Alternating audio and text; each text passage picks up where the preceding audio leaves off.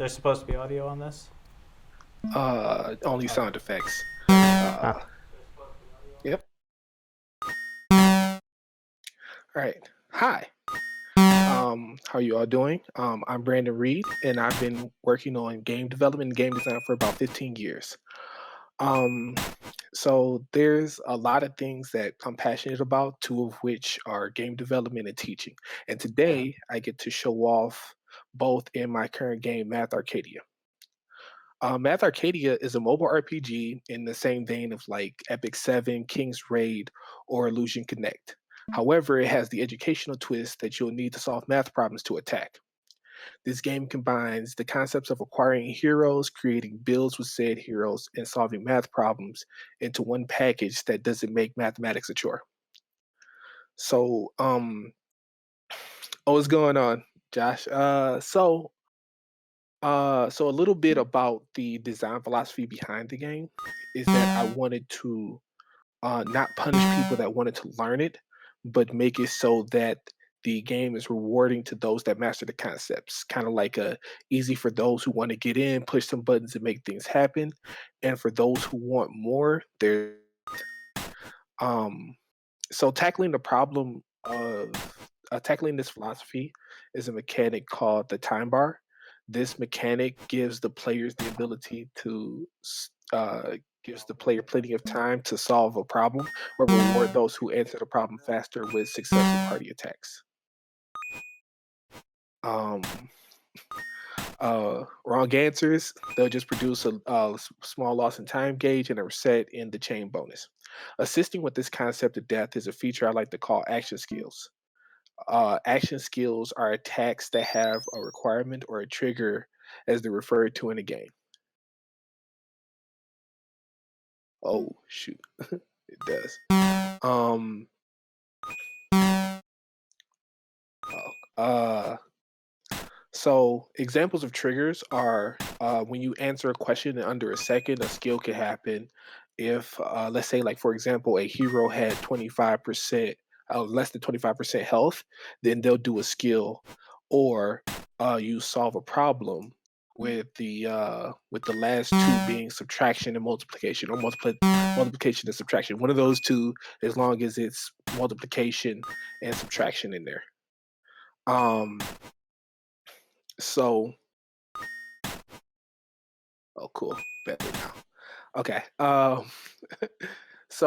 So pretty much, the trigger system allows for, or the action skills allow for people to more than just solve math problems, create a chain of skills, and the skills do higher damage than normal attacks. So there's still something there in the terms of death.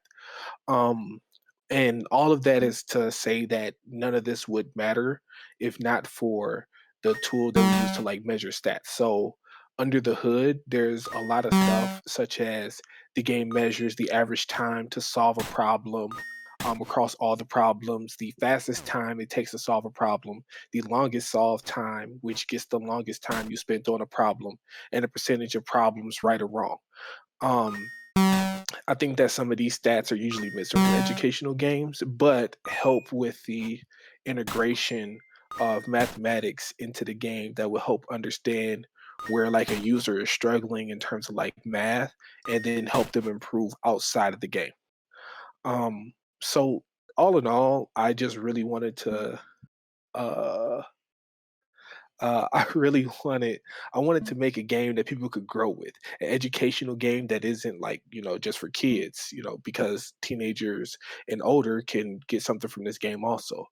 Kind of like an assistant tool to help reinforce math concepts and create an unstoppable build of heroes, and kind of like a mobile RPG where like you can learn. That's Math Arcadia, pretty much.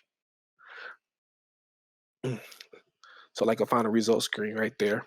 Yeah, and that's pretty much the spill. So feel free for any questions and everything, but I guess I could talk a little bit about what the game is outside of my spiel. I wanted the game originally to have more of a RPG feel. Um Something that, people can kind of the exact same way. Um uh Oh my god, lost my train of thought. Um, Kind of the exact same way where Boss Game wanted a game where you sit down and just play for a little bit. Oh, target age for the game. So that's kind of tough. If I'm gonna market it, I'm gonna market it to more of a I would market it more to the parents, but it has a wide array of ranges. I guess I would say the closest would be third grade. So around there, that would be third grade and up. In my head, I want to say that's probably about like 9 to 13, 9 to 15. But I wanted a game where people could play beyond those years also. Since it does have go over like basic math concepts, it's a game that you could give to say kindergartners, but then a game that also um, a game that can also be given to, let's say, the people of the older demographic. So, teenagers going into their adults. So the math problems, as you can see from the background, get actually pretty complex. They actually can go all the way to negative integers depending on the difficulty. And the difficulty slider is what I think makes it really unique in terms of a educational tool. Uh, the hardest level of math. Um, Thank you. It took me a lot to think of that desert slime. The hardest level of math I plan to include. So I'm thinking about right now I want to get the system sound, and then maybe later I exclude exponents and parentheses. Um, Exponents and parentheses in terms of like math problems also within that, and then if so, maybe maybe algebra. But right now I'm just thinking about exponents and parentheses as the highest level of math for the game.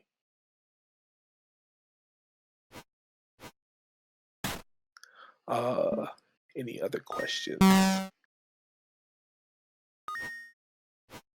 Um, let's see here. So I guess what I can do is talk about some other concepts. So when building the RPG itself, I was oh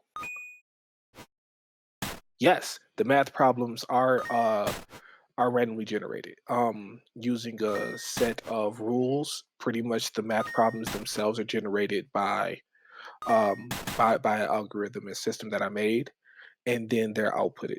So the same thing that goes for future games or adjusting quite problematic questions that may exist now. It'll just be adding rules to those sets. And in case I didn't say, I also apologize about that.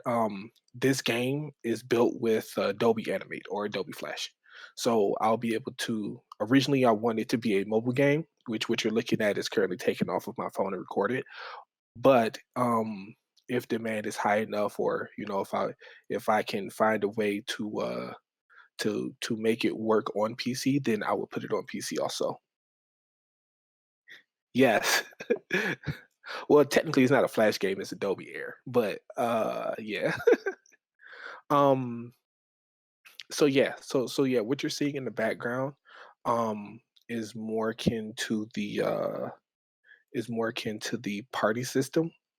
Um.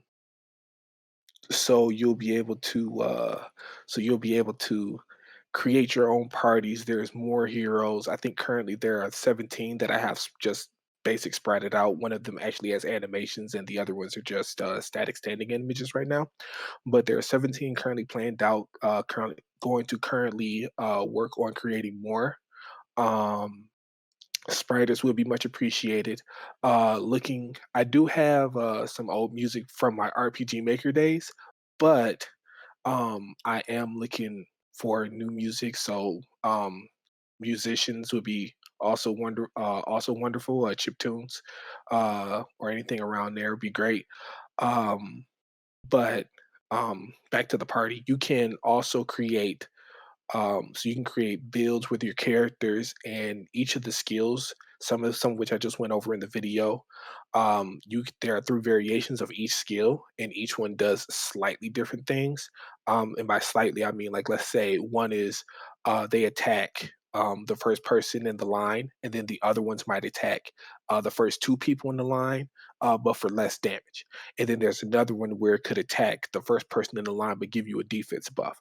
So these things will be good for mixing and matching on characters as you continue through missions. Uh, will you have statistics such as the kind of problems they're struggling on to tailor what problems they encounter more or less often? So So what'll happen is that on each mission, there will be a problem type. Either like one or two problems. Let's say it is multiplication or division. In that case, what you would get from the enemies when they counterattack is multiplication and division. But the system overall, when they do drops, the drops themselves, um, are curated and based upon those statistics itself. So, for instance, if you, let's say, statistically have less division problems within the game itself, the game will try to give you more division based weapons for you to equip.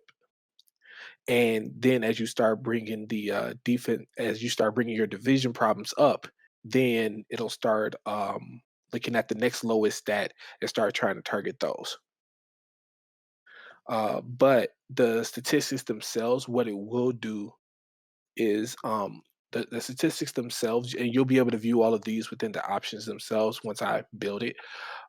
It would tell you the percentage of what you got right, what you got wrong, kind of like it did with the final results, only for all of the all of the math problems across all of the difficulties. So everything with the sums to 10, sums to 20, sums to 100, negative integers between I think it's 10 to 10, a negative 10 to 10, negative 20 to 220, and then negative 50 to 50 or negative 100 to 100, one of those two.